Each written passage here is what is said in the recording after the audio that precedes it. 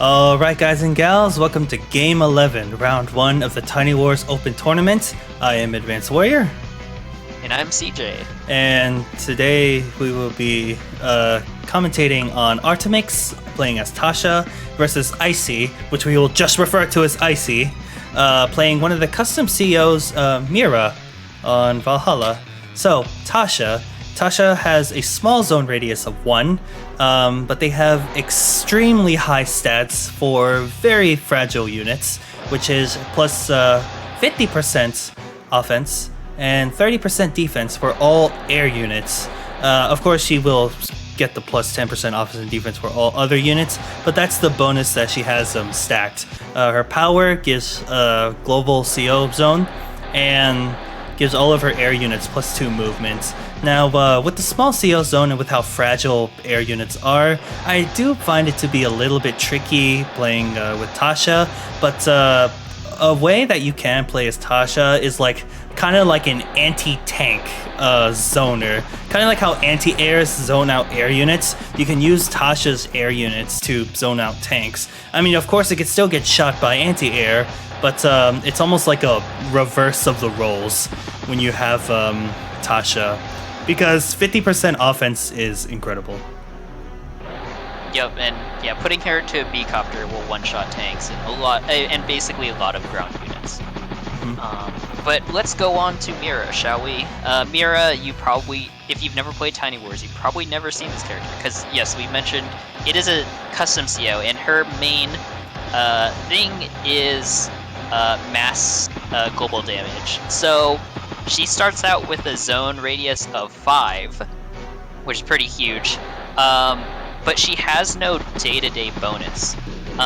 Instead, look at that zone. Look at that zone. Yeah, basically everything that she is like related to her CO power. So, and really quickly, she has never mind. She has a different boarding cost, which is just 10%, which is why briefly you saw. Oh no, I just saw everything going way too fast. Which is why briefly you saw Mira, Icy having like 9,300 after spending 700 to board the CO. But sorry to interrupt.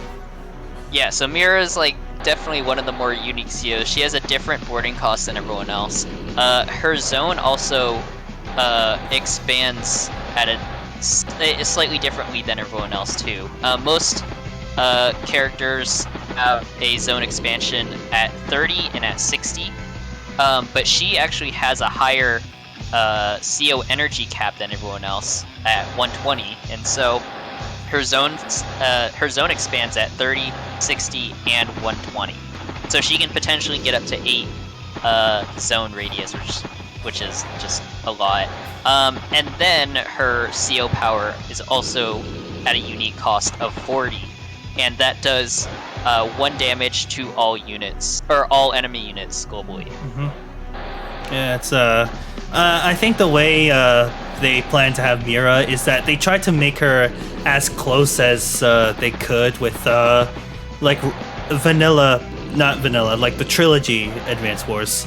They tried to make her close to that, because her zone, it's huge, but they're not buffing anyone. They're not even getting plus 10%. Yeah, it's just a boarding cost of 10. She's not boosting her units. That zone is solely to be collecting charge for the power, which is at 40, which shouldn't be too hard, but I'm not sure how I feel about it being in a tank.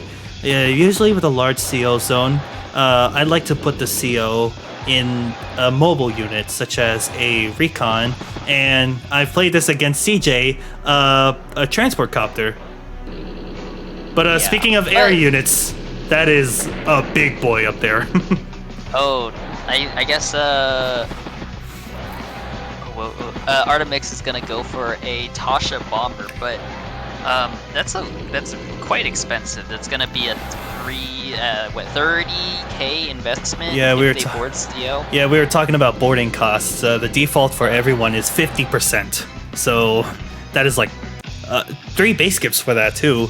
Oh yeah. What? Oh, okay. Oh. Artemyx actually. Wait, I didn't know that Artemyx timed out. What? Oh god, this is gonna be so weird to upload. Sorry for that brief cut, guys and gals. Me and CD were just having a little bit of a discussion off recording, but we definitely do have a few things we could pull from this game. Like, for example, the Mira tank. I'm not a huge fan of it because it's taking damage and it's not getting any defense boosts like every other CO. So it's always at risk whenever you're trying to attack with it. Like I said, I like mobile units with a large CO zone, so like recon, and I've seen transport copters work. On the side of Artemyx, triple base skip for a bomber. Of course, there's going to be the immediate response of 3 anti-airs from Icy. I can kind of laugh at that, but it's understandable. I feel like a Tasha bomber is just overkill. Why don't we go back like one turn just to see what the state was? Did I not give you mouse control? I did not give you mouse control. Okay, now you have mouse control. Yeah. So, yeah. I mean, I mostly agree with you on the choice of CO boarding on like a cheaper unit, but also Mira does have a very cheap boarding cost, so it actually isn't too bad. No, the boarding cost wasn't something I was worried about. I was just I mean, remember, because if a CO unit dies, you lose all that charge. And I mean, sure, yeah, you're gonna have like a 5-8 CO zone.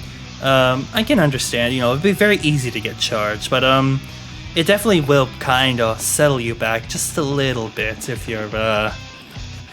you're losing all those points. Like, say you got like 20-30 points, those 30 points your units died and fought for, so I still would like to keep Mira in a mobile unit that can stay in the back lines and allow the large CO zone to allow other units to collect that charge.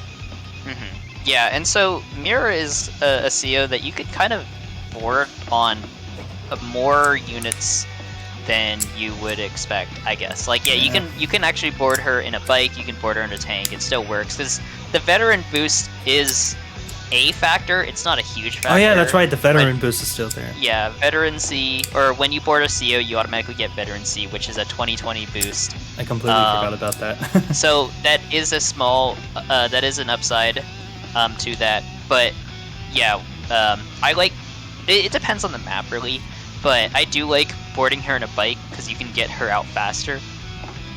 You can get her getting more charge, and one thing that's nice about Mira, depending on the map of course, if you can get her first CO power before all of the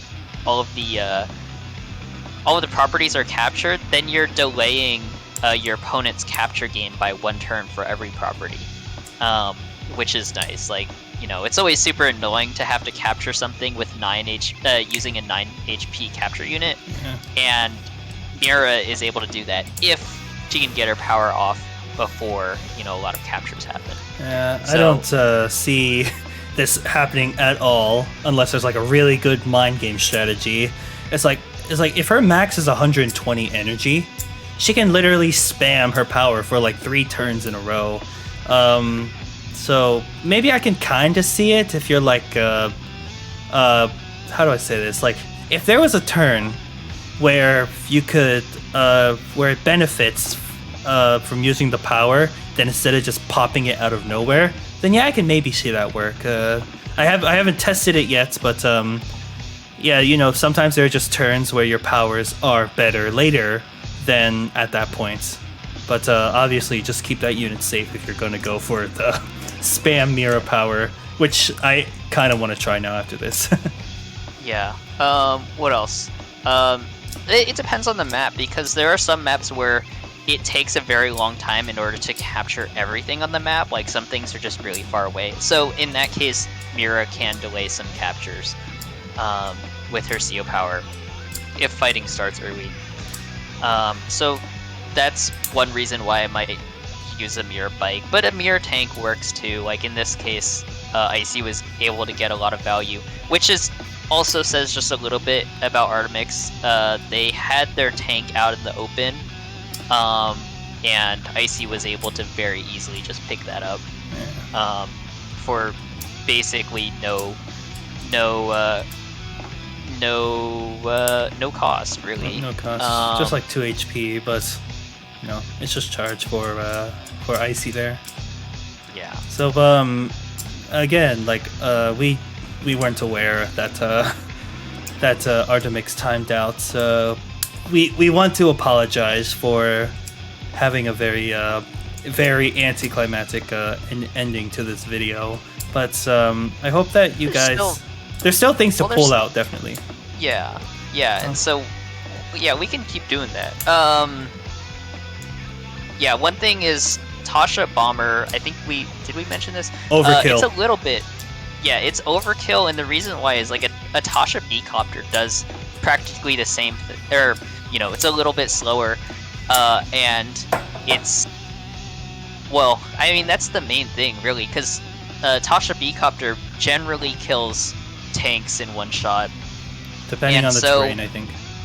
So you're spending double the amount for a bomber when it's not really necessary. Yeah, so boarding costs is definitely something to consider.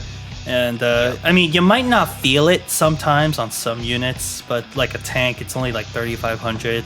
I definitely had situations where I had to base skip because I completely forgot about the boarding costs. But if you're aware about it and you're like mindful about it, then yeah, it's not gonna hurt you. But on more expensive units, the bomber's 20,000, 10,000 you have to spend to put Tasha in that bomber. Yeah, and that's more than a whole tank on this map. It's more than an advanced B-copter. It's more than an Advanced Wars trilogy bomber.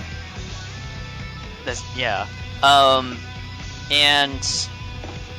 I mean the bomber and the B-copter have the exact same counter. Yes. I mean the bomber can get a first strike on an anti-air and kill it, but if someone is playing like a little decently, like you're not gonna get that opportunity. So yeah, just go Tasha B-copter. It's surprisingly really good. And right. then you'll have enough money to basically play normally with the rest of your stuff. You kind of as you would. You what? You cut off. Oh, you would kind of treat that Tasha B-copter kind of as you would like a Tabitha unit. You're basically guaranteed to get kills, but you still need to keep them at least a little safe. Don't put them in front of anti-airs. Yeah. They still have Tasha still has a seal zone of 1, so if you could, then use your copters as like an energy collector by allowing your other units to gain up that charge. If the Tasha copter can't give you that charge, then the tanks adjacent to it can. It's not a Tabitha. It's not Tabitha with like 0 zone, so that copter has to attack. Tasha is able to compensate a little bit with that 1 zone range, which again, I have said in the past, it looks very hard, but after learning about how to play Tasha, it feels like she might be a bit more better in Standard than in FOC. Yeah, and like if you get a Tasha hit on a ground unit that's not an anti-air, will generally kill, and because of that you can break walls, and then you can bring in a follow-up like a tank or something to deal more damage and pick up some more energy. So that's generally how you would play Tasha for the most part. Try not to use these more expensive units. You can still use her in like a tank like every other CO. It's not going to be amazing, but it's something. But yeah, generally I recommend B-copter for this. Alright, guys and gals, thanks for watching this more informative video rather than like actual fighting happening. You notice that we have a blank spot for Mira on the top there. If there's anyone who's interested in creating a character for Mira on Tiny Wars, we would absolutely love to have you support our game. Design portraits for these COs will actually be amazing, and we're very open and we're very trustful to what you guys could possibly have out there. Alright, guys and gals, thank you so much for watching round 1, game 11. Again, sorry for this unfortunate end, but we'll make sure in the future that that we'll try to limit this. But yeah, I am Advanced Warrior. And I'm CJ. And you all have our warmest regards. Please take care. Thanks for watching. Ciao, ciao.